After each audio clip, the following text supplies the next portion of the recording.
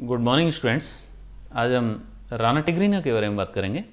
Rana tigrina की जो systematic position है वो इस प्रकार से है: phylum Chordata, sub phylum Vertebrata, division Gnathostomata, super class Tetrapoda, class Amphibia, sub class Anura, order Salientia, family Ranidae, type Rana tigrina और कॉमन नेम है इसका इंडियन बुलफ्रॉग।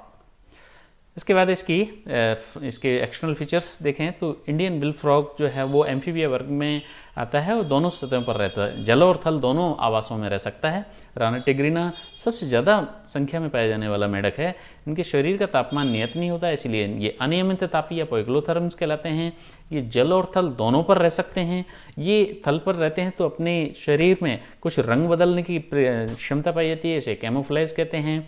क्रोमेटोफोर इनकी त्वचा में पाए जाते हैं। इसके लिए ये गर्मियों में और सर्दियों में ये उनको सहन नहीं कर सकते, इसलिए इनमें विंटर स्लीप और समर स्लीप नाम से हाइबरनेशन और एस्टाइवेशन यानी ग्रीष्म निष्क्रियता और शीत निष्क्रियता पाई जाती हैं।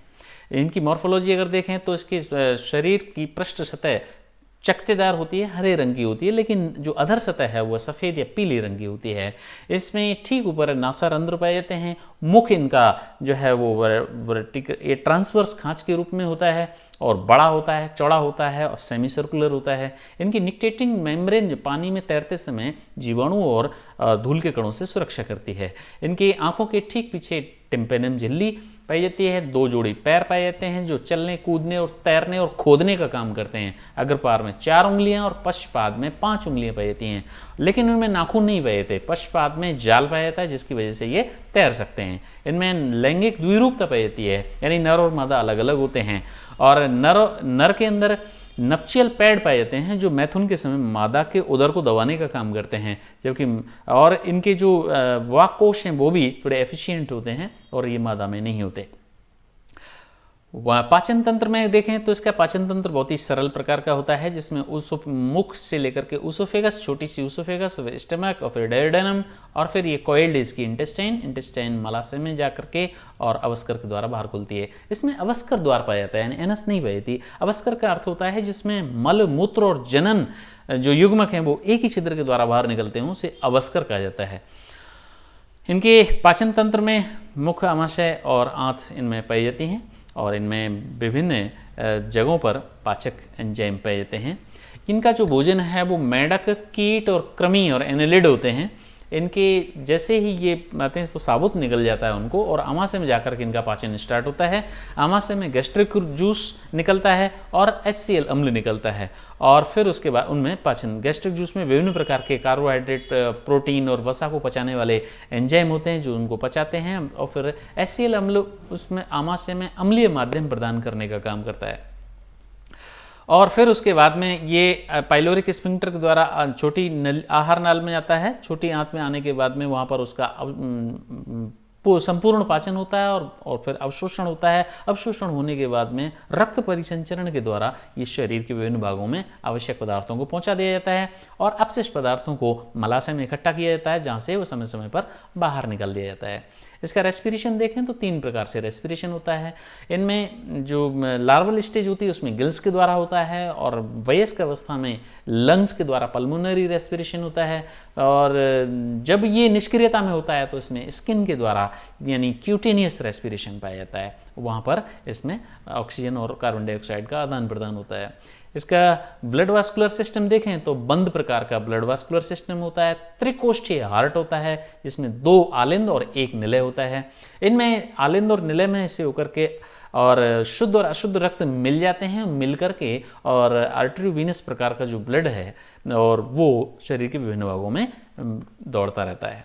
इसके रक्त परिसंचरण में हृदय, रक्त और रक्त वाहिनियाँ सम्मिलित होते हैं। इसके अलावा इसमें लसिका तंत्र भी पाया जाता है जिसमें लिम्फ और लिम्फ ग्रंथियाँ और लिम्फ चैनल सम्मिलित होते हैं, वह भी पदार्थों के परिसंचरण में हेल्प करता है।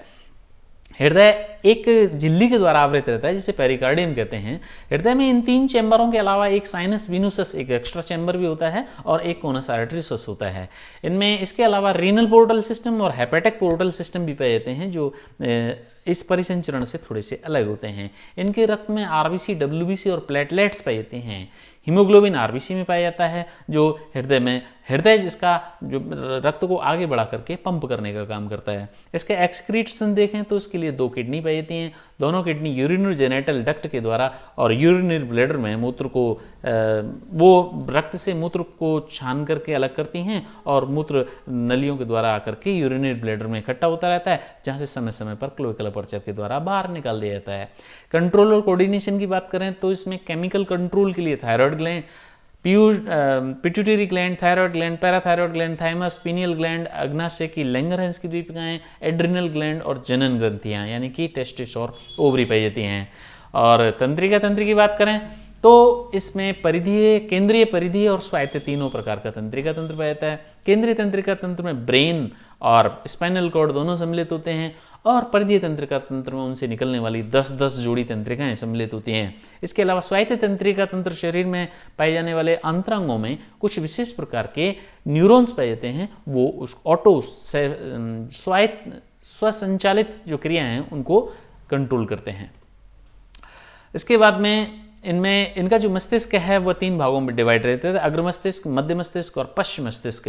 अग्र मस्तिष्क में ऑप्टिक लोब पाए जाते हैं, सेरिबेलम पाया जाता है और उसके बाद ऑल्फैक्टरी लोब पाया जाता है और सेरिब्रल हेमिस्फीयर और डायनसेफेलॉन पाया जाता है। मध्य मस्तिष्क में ऑप्टिक लोब होते हैं और पश्चिम मस्तिष्क में सेरिबेलम और मेडुला ऑब्लोंगेटा होते हैं। मेडुला ऑब्लोंगेटा कपाल के फोरामेन मैग्नम से होकर के मेरुरज्जु में लगातार जारी होता है और इनसे दोनों से ही मस्तिष्क और मेरुरज्जु से 10-10 जोड़ी तंत्रिकाएं निकल करके शरीर के विभिन्न भागों में जाती हैं। संवेदी अंग की बात करें इसमें तो संवेदी अंगों के रूप में इसमें गंध को जानने के लिए नेजल एपिथेलियम होती है, स्वाद के लिए स्वाद गलिकाएं, इसकी सेंसरी पेपिली पाई जाती हैं और दृष्टि के लिए इनमें आंखें पाई जाती हैं मोटी मोटी और इसके बाहर निकली हुई टिम्पैनम मेम्ब्रेन पाई जाती है जो ध्वनि तरंगों को सुन सकता है। इंटरनल ईयर पाया जाता है जो बैलेंस करने का काम करता है।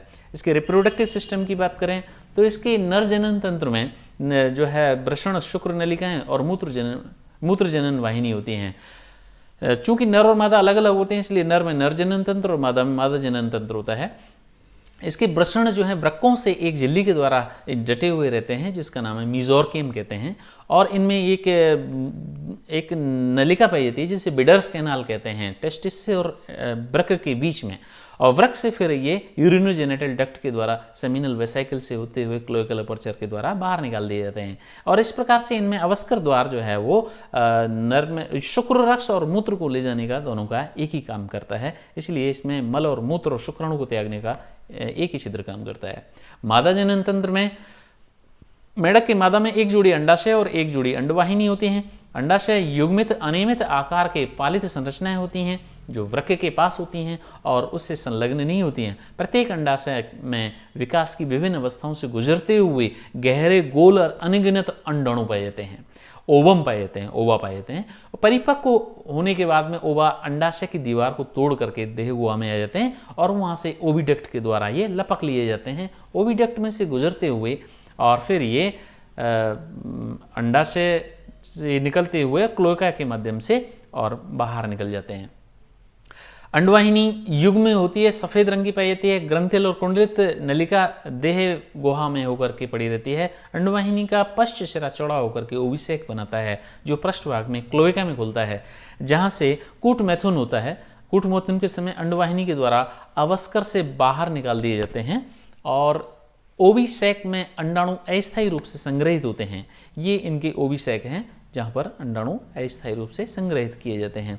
ओविसेक एक परिपक्व मादा मेढक एक बार में 2500 से लेकर के यानी 2500 से लेकर 3000 अंडे एक बार में दे सकती है और फिर ये अंडे और बाहर जैसे अंडे त्यागे जाते हैं वहीं उनका फर्टिलाइजेशन हो जाता है और फर्टिलाइज्ड एग जो हैं वो किसी चीज़ से टांग दिए जाते हैं या इनमें पेरेंटल केयर पाई जाती है और तो उसके बाद में कुछ समय पश्चात लगभग 2 या 3 सप्ताह के बाद में उनमें से